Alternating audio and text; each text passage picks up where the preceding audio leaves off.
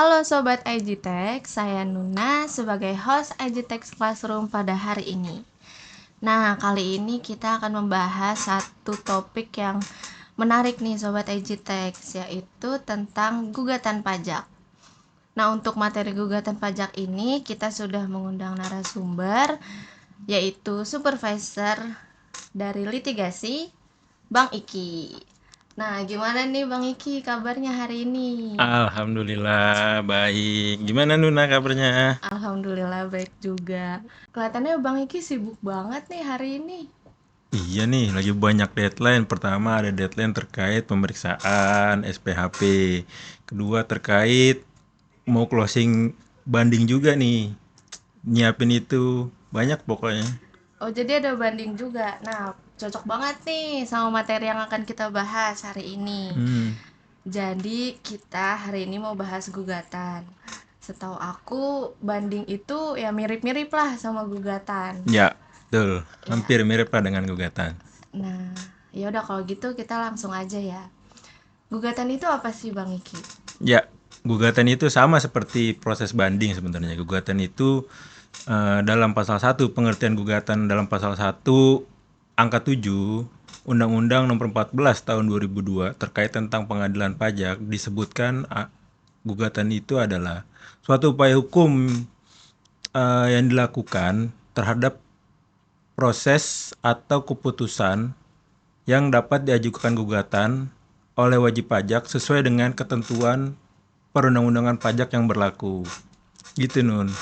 Untuk gugatan sendiri itu objeknya apa aja? Oke Nun, objek gugatan itu keputusan yang berkaitan dengan pelaksanaan selain keputusan yang diatur dalam pasal 25 ayat 1 Undang-Undang KUP. Pasal 25 ayat 1 Undang-Undang KUP itu apa aja sih isinya? Pertama itu ada SKPKB, ada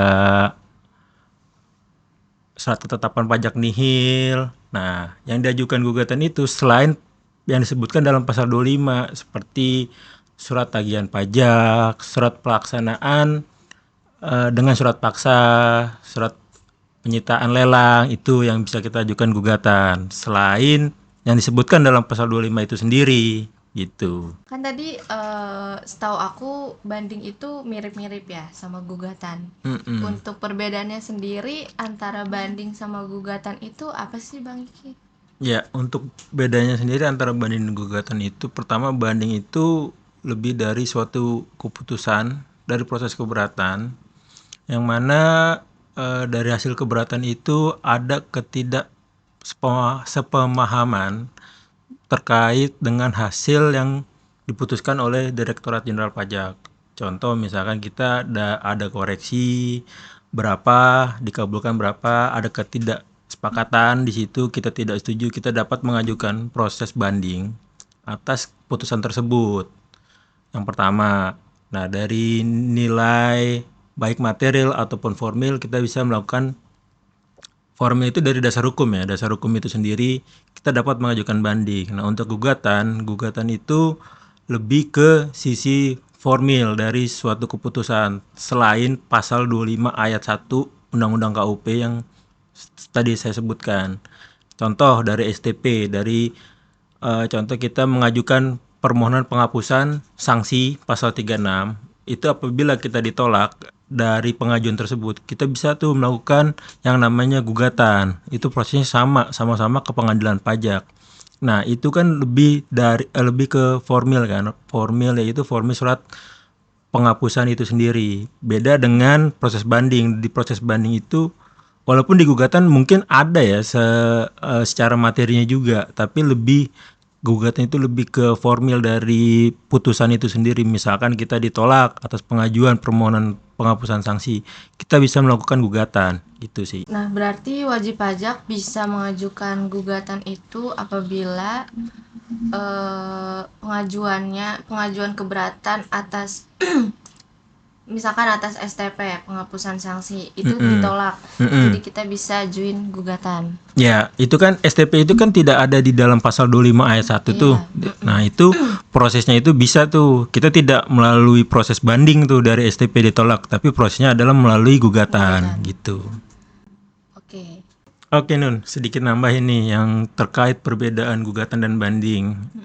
Yang pertama kan tadi udah saya jelasin tuh perbedaannya. Nah, yang kedua ini terkait sanksi.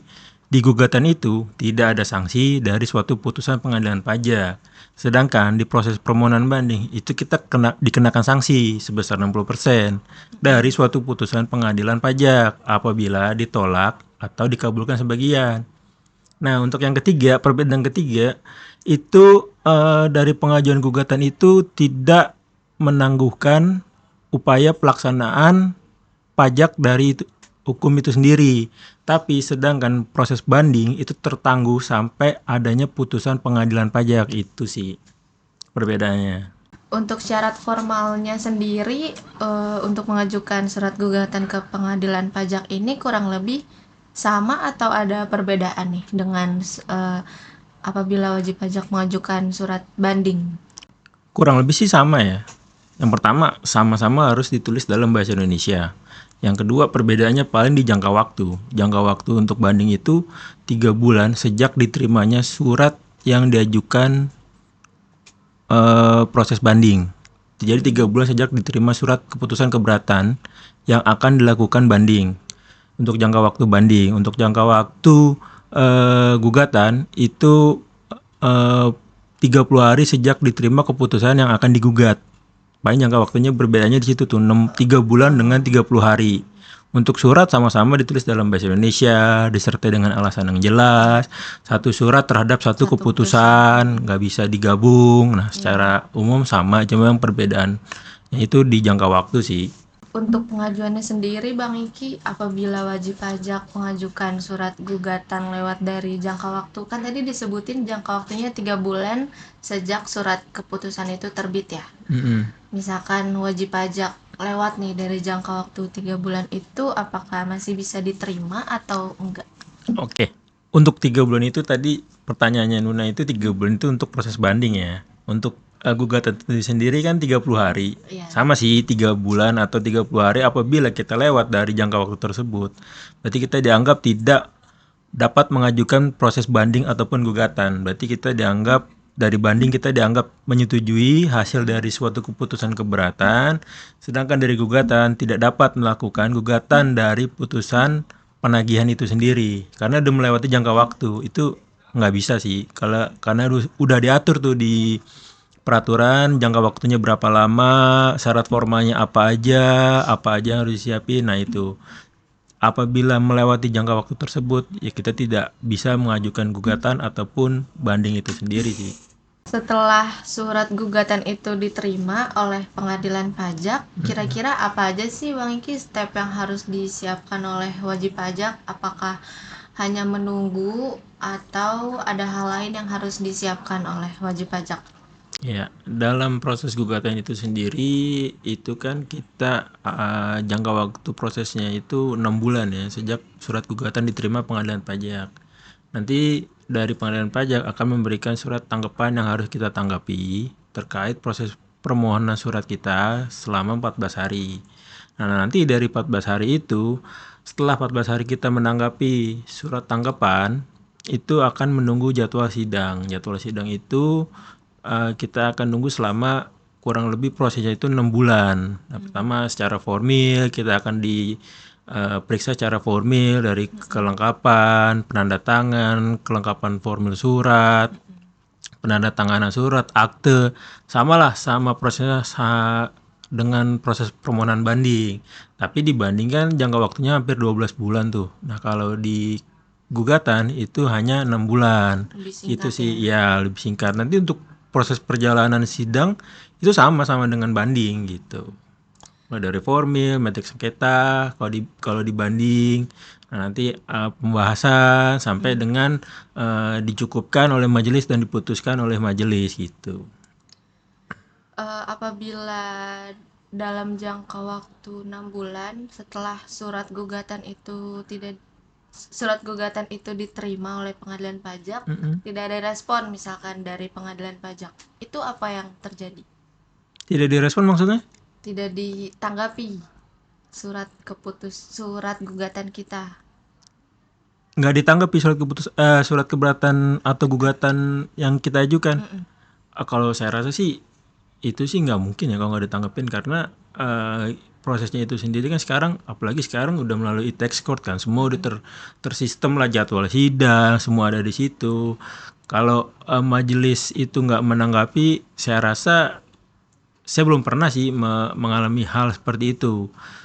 Dari surat yang kita proses permohonan itu hampir semua tuh direspon, apalagi dulu yang manual aja masih direspon, apalagi sekarang yang lebih tersistem melalui e-tax court itu akan muncul sendiri terkait jadwal sidang, di majelis berapa kita bersidang, itu akan kelihatan jadwal sidang di situ tuh gitu. Jadi kalau untuk majelis tidak merespon permohonan gugatan atau banding kita, saya rasa nggak mungkin sih. Oke, pertanyaan selanjutnya, apakah putusan gugatan itu dapat menyebabkan DJP untuk menerbitkan kembali SKP? Ya, dapat. Sebagaimana sesuai dengan ketentuan pasal 41 PP 50 tahun 2002, DJP harus menindaklanjuti putusan gugatan tersebut dengan menerbitkan SKP baru. Jangka waktu untuk menerbitkan SKP itu sendiri adalah selama 4 bulan sejak putusan gugatan diterima. Gitu sih. Bang Iki, setahu aku kan kalau di banding itu misalkan ditolak, permohonan bandingnya bisa mengajukan peninjauan kembali. Iya. Nah, apakah berlaku sama dengan gugatan ini? Sama, gugatan sama dengan banding. Apabila ditolak, kita bisa melakukan upaya hukum lanjutan. Upaya hukum lanjutannya kemana? Yaitu kita melakukan peninjauan kembali namanya. Setelah ada putusan gugatan kita ditolak, itu ada upaya hukum lanjutan terakhir, yaitu peninjauan kembali, sama seperti proses banding itu sendiri. Makanya itu kan banding sama gugatan itu sebenarnya hampir sama, pada intinya hampir sama. Yang membedakan itu keputusan yang diajukan keputusan yang diajukan banding dan gugatan, objeknya yang berbeda nih. Objek dari sengketa itu sendiri. Kalau banding kan lebih ke sengketa, kalau gugatan itu ke formilnya terhadap suatu keputusan. Tadi contohnya STP atas penolakan dari penghapusan pasal 36 misalkan. Nah, kalau dari banding itu dari keputusan keberatan, surat ketetapan pajak yang kita ajukan keberatan, dari surat ketetapan kita bisa melakukan upaya hukum banding.